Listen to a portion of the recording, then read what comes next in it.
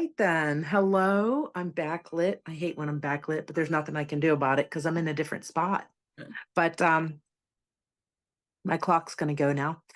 Um, I'm here tonight to talk to you about raffles, and I have a lot of things to say, so I'll try to be quick.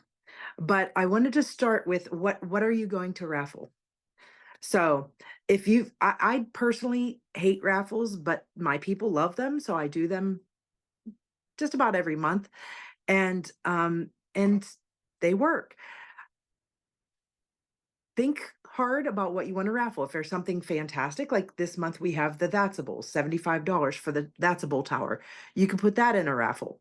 You could do I just did a $100 shopping spree. The Lucky Shamrock, that was $100 shopping spree. You could do a $50 shopping spree. You could do it however you like.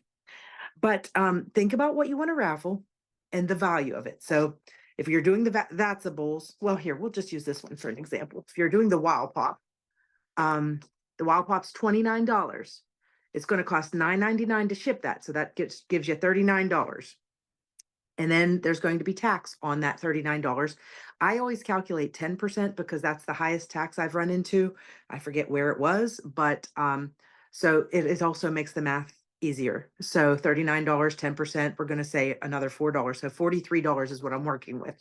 So I used 22 little popcorn things and they fit on there nicely. And I made them $2 a piece to cover the $49 that it would take to ship this anywhere in the United States. My people are all over the place. If you are selling your chances to people in your locale and you know the tax rate, then that makes it a little easier for you to calculate. I have to make a broad spectrum. So then you just post it. Now you can do something fancy like this. I made this for everybody to use. And then as I sold the spots, I put their name right over top of the popcorn bin. And I did this for online. You could also text message this to people, but you do not have to have a fancy paper. You can have a picture of the item, and then if you're doing it on Facebook, in your Facebook post, announce the raffle, how you're accepting payment, and then just list 1, 2, 3, 4, 5. And as people buy them, put their number in the right on the post itself, put their name next to the number. I've seen a friend of mine, actually my Tupperware lady, that's how she does it. Before I was a Tupperware lady, but she does it now that way. And so that's how how you do it. Think of what you want to do. I've started to get away from doing a single product. I did this one because it's a brand new product, and going more toward the shopping spree, just because sometimes people that buy my chances every time, they aren't interested in whatever the product is. Maybe they already have it. Maybe it's just not something that they want. So another way you can get around that is you can say this product or the equivalent in whatever it is you do want. Or you could just make that disclaimer verbally. I usually go live when I talk about these things, but that's how how you calculate how many spots you need, or how many dollars you're charging per spot.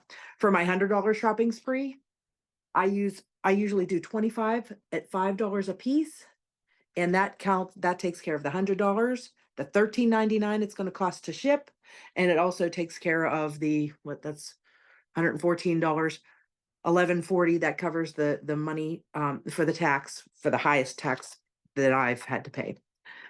Now, we could do this online with something fancy, or just with a post with the numbers listed, and let people, choose their numbers, and you can fill them in on a list. I also like to do them at my vendor events, because sometimes when people come to a vendor event, they're not prepared to put out Tupperware money. They came for the $5 baked goods. So when I do it at a vendor event, I have my paper. I've got this one already for my late March or mid-March vendor event.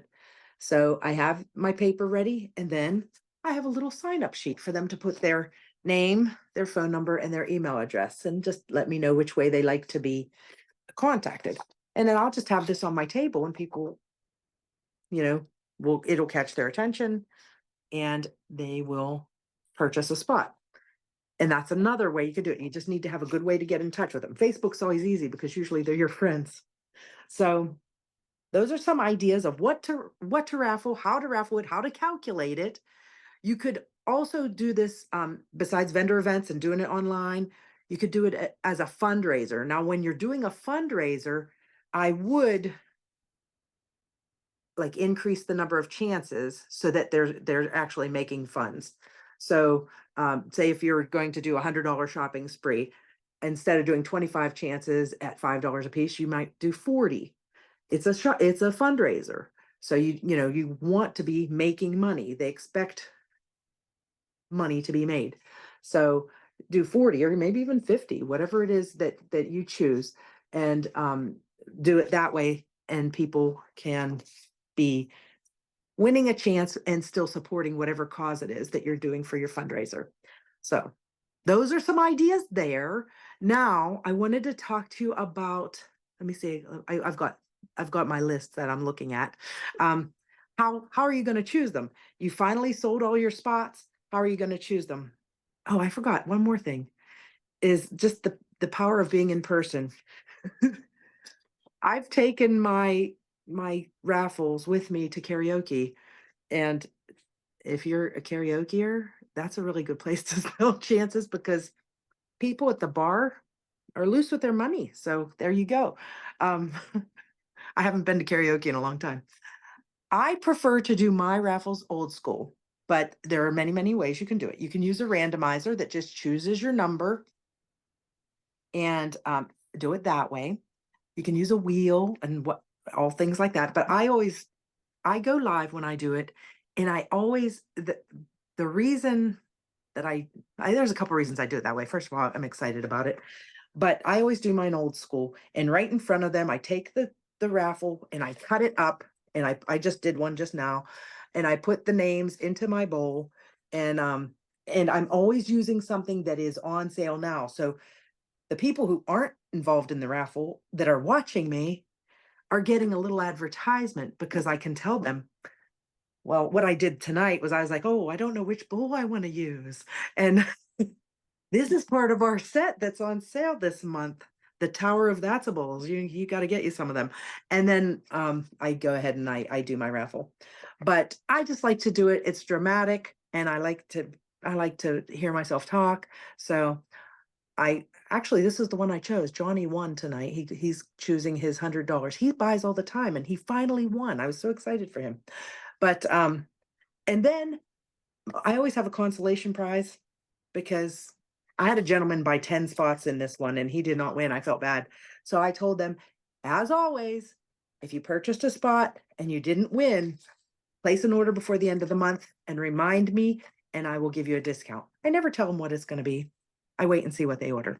But I always say I'll give them a discount, and I could do 5%, 10%, 15%. I could give them 25%. I don't know. It just depends. Bruce, that bought 10 spots, I might give him 25%. I'm not sure. But he already placed his March order, so I doubt that he'll be ordering again. I don't know. I'll do something special for Bruce. But anyhow, that's how I do my raffles. I did see my Tupperware lady, the way she does hers, it was kind of exciting. She'd put all the names on a wheel, and then sometimes she does the first one pulled, but sometimes she does the last one pulled. And that was exciting to watch because she's just going through and, oh, I'm sorry, Jenny, you didn't win. And then she spins it again. And as she spins the wheel, she takes the names off the wheel because, you can do that on those online wheels. And then the last person wins. And that's kind of fun. That was fun to watch. I'm very tempted to do it, but I really like using my, kitchen shears on live and advertising my products as I do it in my bowl. And if I have a grandchild here, I let them pull. But I think that's all I have to say about that. So I hope I've covered everything. And if you have any questions, let me know. I love that. Thank you so much, Robin. How many great ideas was that? And I have done raffles in the past. I did them right in my VIP group. I haven't done any recently. You were kind of talking, and I was like, "Yeah, I haven't done a raffle in a while. Maybe I should do a raffle." And it's just one of those things. The cool thing about the business is you can do in-person parties, you can do virtual parties, you can do catalog parties, you can do raffles, you can do fundraisers, you can do all these different ways to work your business, and it's all feeding into the same place, right? So it's all feeding into your monthly sales, which is going to get higher, and you'll be able to get that bonus I'm talking about, right? I keep talking about that volume bonus, right?